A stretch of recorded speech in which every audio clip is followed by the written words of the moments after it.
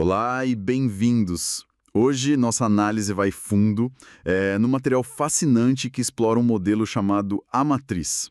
Uhum. A fonte é um capítulo de livro que apresenta isso como um modelo sistêmico para a gente entender nossa própria complexidade interna, sabe?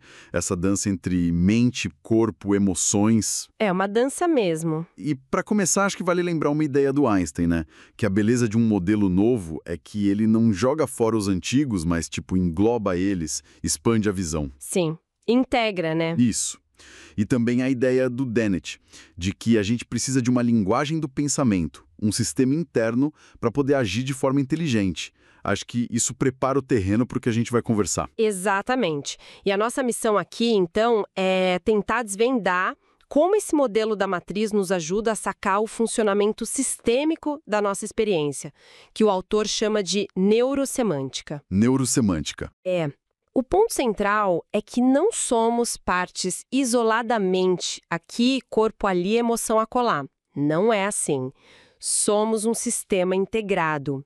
E o fascinante é como a matriz propõe, assim, um mapa para a gente navegar nessa complexidade toda que é ser humano. Então, a grande ideia, se eu entendi bem, é que nossos pensamentos, sentimentos, reações físicas, eles não são peças soltas numa caixa. De jeito nenhum. Formam um sistema dinâmico, tudo interconectado, onde uma coisa influencia a outra.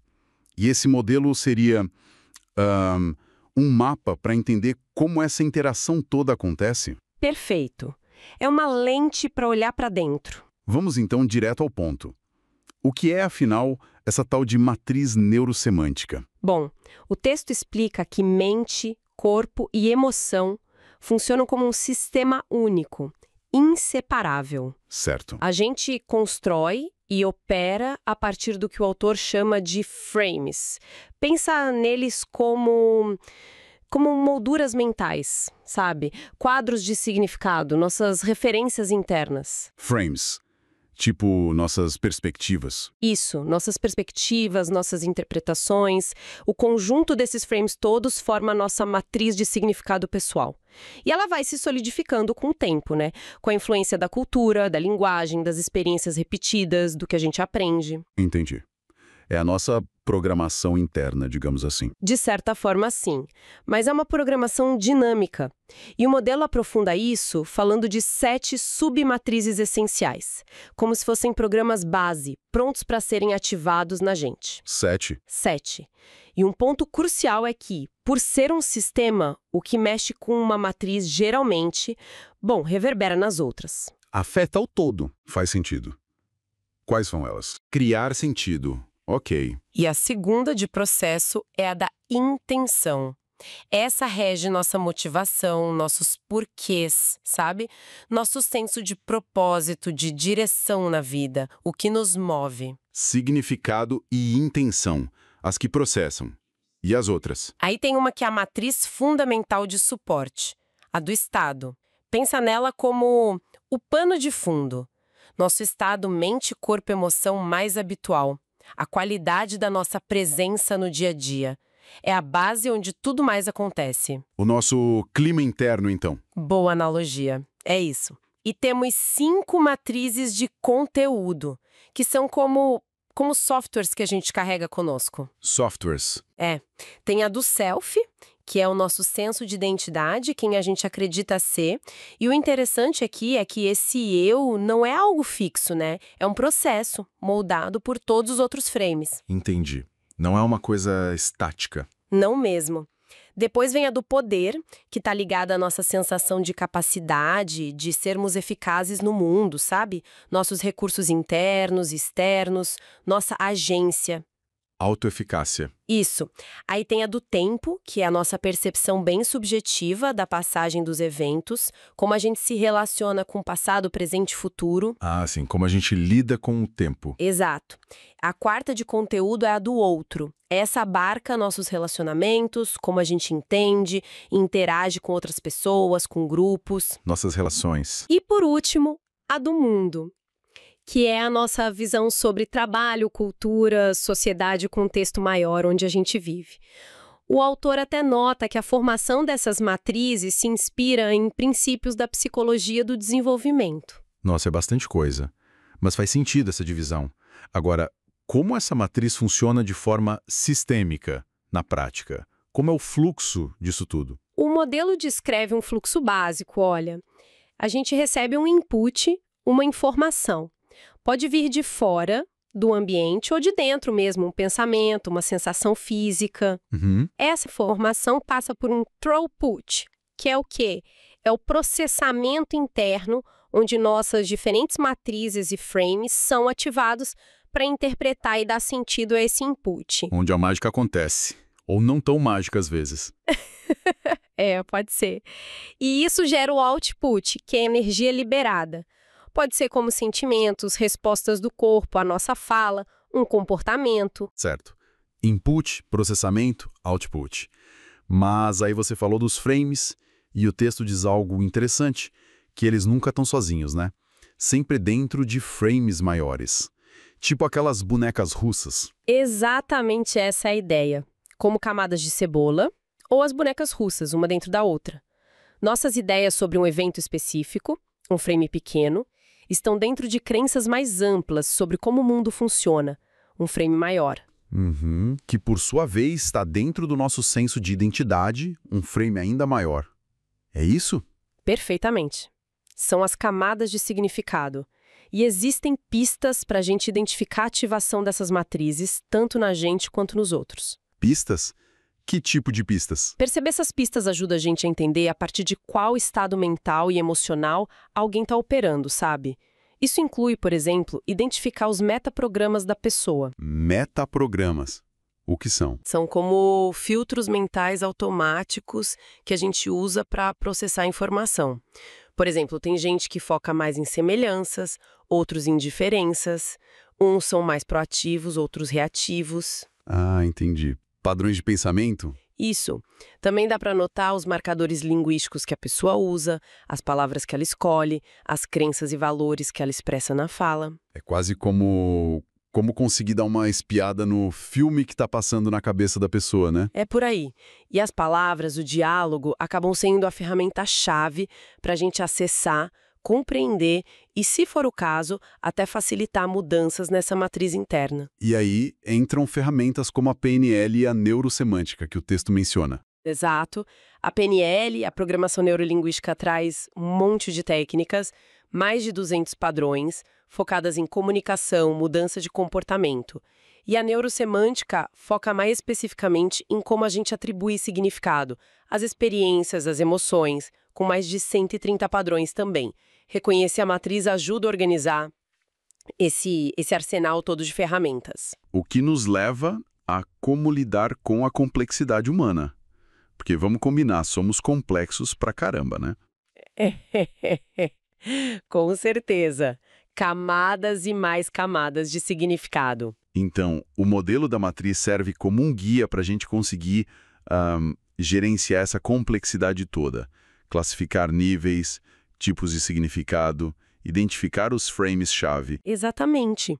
Com tantas ferramentas disponíveis, como a gente sabe o que fazer e quando fazer?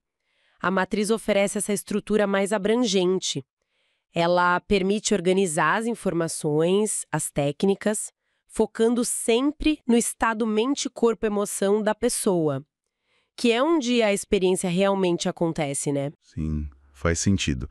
Mas o autor dá um alerta importante sobre o desafio que é pensar sistemicamente. Dá sim. Diz que pode não ser muito intuitivo no começo, que a matriz não opera linearmente, tipo passo 1, passo 2, passo 3. Não mesmo. É bem diferente. Ela é reflexiva, funciona em ciclos, em loops de feedback. Requer um jeito diferente de pensar. Isso. E aí pode surgir a pergunta, tá, mas como eu vou aprender isso? A sugestão do texto é, primeiro, buscar ter essa visão geral do modelo, entender o mapa e, fundamental, ajustar a própria matriz interna para abraçar a ambiguidade, a complexidade com uma certa calma. Sabe, talvez até com curiosidade, em vez de ficar frustrado. Aceitar que não é simples, né? E quais são as características desse sistema que a gente precisa ter em mente para facilitar esse tipo de pensamento mais redondo, digamos? O texto destaca algumas bem importantes. Primeiro, a simultaneidade. Muitas coisas acontecem ao mesmo tempo dentro da matriz. É preciso sair daquela lógica do ou isso ou aquilo, sabe? Pensamento binário. Exato. E pensar mais em termos de amboses. O foco muda para processos, para fluidez, para mudança constante. Aquela lógica aristotélica do terceiro excluído, algo é há ou não há, sem meio termo, ela dá lugar a uma visão de entre-meios, de indeterminação. É quase uma lógica difusa. Lógica difusa. O que é isso? É uma forma de pensar que aceita graus de verdade, sabe? Tons de cinza em vez do sim ou não absoluto. A vida raramente é preto no branco, né? Verdade. Menos certezas absolutas, mais nuances. O que mais? Outro ponto fundamental. O observador afeta o sistema. Não existe essa de observação puramente objetiva quando a gente está lidando com sistemas vivos, complexos, como a nossa mente. Ah, o famoso efeito do observador. Sim, a simples presença, a atenção, a intenção de quem observa já introduz mudanças no sistema que está sendo observado. Inclusive quando a gente observa a nós mesmos. Isso é bem profundo. E tem mais características? Tem o fluxo de energia. Diferentes frames ou matrizes se ativam quase como se piscassem, conforme a informação flui pelo sistema. E os efeitos dessa ativação podem ir para baixo, para respostas mais básicas, ou para cima, para significados mais abstratos, em cascata. E nem sempre é instantâneo, né? Não, às vezes tem um certo atraso entre a causa e o efeito que a gente vê, um delay. E por último, a compreensão interna. A matriz de alguém só é de fato compreendida de dentro. Como assim de dentro? É preciso usar empatia, o rapport, sabe? Tentar sentir e perceber a lógica interna daquela pessoa. Porque de fora, muitas vezes, parece uma caixa preta. Mas a psicológica de cada um sempre faz sentido para aquela pessoa, mesmo que do nosso ponto de vista não seja funcional ou saudável. Entendi. A lógica interna sempre existe, mesmo que pareça estranha por fora. Essa compreensão interna parece chave. Ok, então para a gente aprofundar nesse pensamento sistêmico aplicado à matriz, o texto apresenta 7 princípios-chave. Vamos explorar esses pilares. Qual seria o primeiro? O primeiro é começar com os loops de feedback e feed-forward. Essa é a dinâmica básica do sistema. Informação entra, o feedback, o retorno sobre o que aconteceu, e energia ou ação sai, o feed-forward, a resposta baseada na informação. Feedback e feed-forward. Isso. E temos loops básicos. O do estado primário, que é mais simples, tipo estímulo-resposta, e o do meta-estado, que é quando a gente pensa ou sente sobre os nossos pensamentos e sentimentos. Aí criamos níveis superiores de significado. Pensar sobre o pensamento. Sentir sobre o sentimento. Exatamente. E a informação que o Gregory Bateson chamou de forma brilhante de a diferença que faz a diferença, ela se move por esses loops, ativando nossa energia neurológica. O feedback é essencial para a autorregulação, para a auto-organização do sistema. E tem tipos diferentes de feedback, né? Tem 2 principais. O de autoequilíbrio, que também chamam de negativo, ele busca a estabilidade, a homeostase. Por exemplo, sentir menos fome à medida que a gente come. O sistema busca voltar ao equilíbrio. Certo. E o outro? O outro é o autorreforçador, ou positivo. Esse cria espirais. Podem ser espirais viciosas, sabe? Mais ansiedade gera pensamentos mais ansiosos, que geram mais ansiedade. Ah, a famosa bola de neve. Isso. Ou podem ser espirais virtuosas. Mais confiança leva a mais ação, que gera mais sucesso, que gera mais confiança. O ciclo positivo. O texto até cita o Wiener, pai da cibernética, dizendo que feedback é controle baseado no desempenho real, né? E o Capra falando que esses loops estão em todo lugar nos sistemas vivos. Então a chave é pensar em ciclos, círculos, espirais, não só em linha reta de causa e efeito. Perfeito. O segundo princípio é levar em conta múltiplas variáveis. É sair daquele pensamento simplista de uma causa, um efeito e abraçar o ambos e. Múltiplas causas. Sim. Quase nada na nossa experiência tem uma causa única. Tudo é resultado de uma rede de fatores. Fatores causais e fatores que contribuem. A sugestão é tentar listar esses fatores. A pergunta guia aqui é: de que X é uma função? O exemplo do texto sobre a queda de um objeto é ótimo para isso, né? Começa simples com a gravidade. Mas aí entra a resistência do ar, que depende da forma do objeto. A temperatura, a pressão do ambiente, correntes de ar na sala. Até a respiração de quem observa poderia, em teoria, influenciar. Exato. E a questão não é capturar todas as variáveis, porque isso é impossível, mas buscar uma aproximação suficiente. E como diz o Capra, ter um conhecimento aproximado dessa teia de padrões interconectados é, na verdade, uma fonte de confiança, não de incerteza. Faz sentido.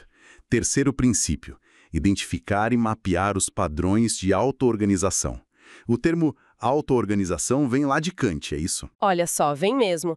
Ele usou para descrever organismos vivos como seres onde cada parte existe por e para as outras. Dentro desses padrões, a gente distingue a substância, do que algo é feito, da forma, qual é o padrão de organização. O Capra também diferencia estrutura, quantidades, o que a gente mede, de padrões, qualidades, o que a gente mapeia. E dentro dessa auto-organização surgem conceitos como atratores. O que são esses atratores? Atratores são como pontos focais que organizam nossas percepções e pensamentos. Pode ser uma ideia central, um valor muito forte, uma crença nuclear, um sentimento que predomina. E essa coisa atrai outros pensamentos, sentimentos, comportamentos para perto dela. Cria um padrão estável, quase como um vórtice mental ou emocional. Um centro de gravidade interno. Boa. E perguntas como o que leva alguém a experienciar X repetidamente dessa forma podem ajudar a identificar esses atratores na experiência da pessoa. Interessante. E a tal da autossimilaridade tem a ver com fractais? Isso ligado a isso está a autossimilaridade, que é uma característica dos fractais. São aqueles padrões que se repetem em diferentes escalas. Se você dá um zoom, revela a mesma forma básica. Tipo a costa de um país, galhos de árvore. Isso sugere que, se a gente entende um padrão em um nível na matriz, a gente pode ter pistas sobre como ele opera em outros níveis também. Há uma coerência no sistema. Entendi. Qual o quarto princípio? O quarto é mapear a rede neurosemântica que funciona em loops aninhados. Nossas redes neurais e de significado são super complexas, não lineares, multidirecionais, muita coisa acontecendo ao mesmo tempo. Loops dentro de loops. Sim, e quando a gente aplica um pensamento ou sentimento sobre outro, aquele processo que o autor chama de meta-estatizar, tipo sentir culpa por sentir raiva ou sentir orgulho por ter sido corajoso, a gente cria níveis de significado. A gente transcende o estado inicial e inclui ele num frame maior. É aqui que entra aquela ideia de holons. Exatamente. O resultado são os holons. É um conceito do Arthur Koestler. A ideia é que algo pode ser, ao mesmo tempo, uma parte de um sistema maior e um todo completo em si mesmo. Um departamento numa empresa, por exemplo. Perfeito exemplo. É uma parte da empresa, mas também funciona como um todo com suas próprias regras. Nossos estados mentais e emocionais funcionam assim, como partes aninhadas em todos maiores. As perguntas aqui são: qual é o padrão dessa organização em rede? Como as partes se conectam? Qual é o frame principal que organiza a experiência dessa pessoa naquele momento? Ok. Quinto princípio: identificar os pontos de alavancagem. Esse parece poderoso. E aqui está uma das belezas e complexidades dos sistemas não lineares. Pequenas mudanças, feitas no lugar certo, podem ter efeitos enormes. Por quê? Como assim? Porque a mudança inicial pode ser amplificada repetidamente através daqueles loops de feedback autorreforçador. Lembra das espirais? É um processo chamado iteração, a repetição do ciclo. Ah, então uma pequena mudança pode iniciar uma espiral virtuosa. Ou interromper uma viciosa. Exatamente. Vemos isso nas espirais viciosas, preocupação, menos sono, cansaço, mais preocupação, e nas virtuosas, estudo, compreensão, confiança, mais estudo. São padrões do tipo quanto mais, mais ou quanto mais, menos. A grande sacada aqui, então, é que não precisa de um esforço gigante para mudar às vezes. Muitas vezes não. Não é só força de vontade bruta. É encontrar o ponto de alavancagem certo, onde um pequeno empurrãozinho inteligente pode reverberar positivamente por todo o sistema. Encontrar a acupuntura do sistema. Uau! Isso é muito esperançoso. Qual o sexto princípio? O sexto trata das propriedades emergentes. São fenômenos que surgem em níveis mais altos de complexidade de um sistema e que simplesmente não existem nos níveis inferiores que o compõem. A pergunta-chave aqui é: em que nível isso existe? Exemplo. Claro, temperatura é uma propriedade que emerge da interação de muitas moléculas. Não faz sentido falar da temperatura de um átomo sozinho. O sabor doce do açúcar emerge da estrutura da molécula, não está nos átomos de carbono, hidrogênio, oxigênio separados. E como isso se aplica à nossa experiência interna? Tipo, emoções. Da mesmíssima forma. Emoções como alegria, tristeza, raiva são propriedades emergentes de processos neurobiológicos e cognitivos supercomplexos. Elas não moram numa única molécula ou num único neurônio. Entendi. E por que isso é importante? Porque essas propriedades emergentes muitas vezes são destruídas se a gente tenta analisar o sistema só desmontando ele em partes. O reducionismo puro não captura a essência do sistema. As propriedades das partes só fazem sentido quando a gente vê no contexto do todo. É o que o Capra diz sobre o pensamento sistêmico, ser contextual, holístico, né? O oposto do analítico. Precisa dar um passo atrás para ver a figura completa, Gestalt. Exatamente essa é a ideia. E o sétimo e último princípio é identificar a diferença. Esse se baseia muito no trabalho do Gregory Bateson. Ele via a mente não como uma coisa, mas como um fenômeno sistêmico, um processo de lidar com informações. E como a gente lida com informação? Segundo ele, nosso sistema nervoso opera fundamentalmente detectando diferenças. Diferenças no ambiente, diferenças em nós mesmos. São os dados da diferença que entram no nosso mapa mental. Mas nem toda diferença é igualmente importante, imagino. Correto. É aí que entra a diferença que faz a diferença. Essas são as diferenças que são filtradas e interpretadas pelos nossos metaníveis de frames, aqueles nossos quadros de referência, de significado. São esses frames de nível superior que determinam quais diferenças importam pra gente e como elas importam. Os nossos filtros. Isso. Bateson também via a cognição e a mente como funcionando através de relacionamentos. Relacionamentos entre ideias, percepções, sentimentos. O padrão que conecta é a chave. A pergunta fundamental na modelagem de experiência se torna: qual padrão conecta X a Y na mente dessa pessoa? E cognição aqui não é só pensar, né? De jeito nenhum. É bem mais amplo. Inclui percepção, emoção, ação. Todo o processo neurosemântico de viver e de nos organizar no mundo. Uau, que jornada por esses princípios. Então, tentando amarrar tudo isso, o que realmente significa olhar para a gente mesmo através dessa lente da matriz? Qual é o resumo da ópera? Bom, recapitulando rapidinho, a matriz é um modelo que convida a gente a ver mente, corpo e emoção, não como partes separadas, mas como um sistema único, interativo, inseparável.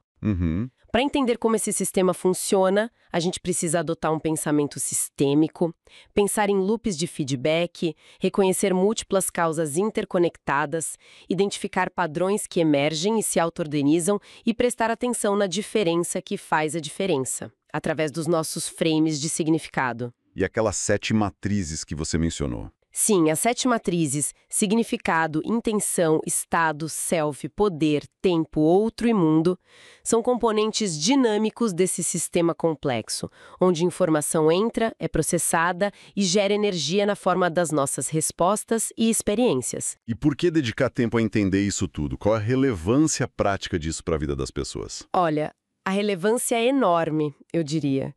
porque este modelo oferece um mapa poderoso para a gente navegar a nossa própria complexidade interna.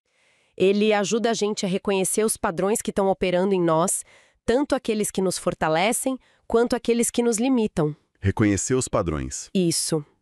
E, crucialmente, nos ajuda a identificar aqueles pontos de alavancagem, onde uma pequena mudança consciente, sabe, um ajuste num frame, numa crença, pode gerar um impacto positivo super significativo em todo o nosso sistema. Mudar o sistema a partir de pontos-chave. Exato.